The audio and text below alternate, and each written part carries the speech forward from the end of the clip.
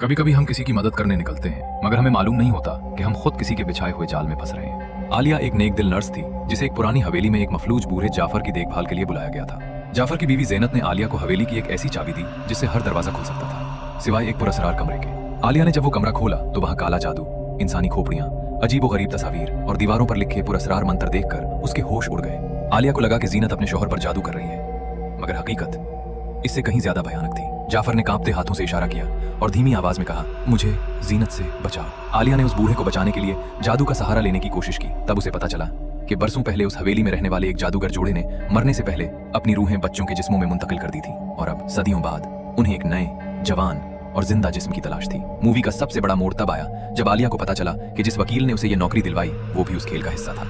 वो शुरू से ही आलिया को उस हवेली तक लाने का जरिया बना था। अपनी जान बचाने के लिए आलिया ने वही मंत्र पढ़ा जो जादूगरों ने उसे सिखाया था, मगर वो मंत्र उसे बचाने के लिए नहीं था बल्कि उसे हमेशा के लिए कैद करने के लिए था। एक जोरदार झटके के साथ ज़ीनत की बूढ़ी रूह आलिया के जवान जिस्म में दाखिल हो गई और असली आलिया की रूह उस बूढ़े कमजोर जिस्म में कैद हो गई।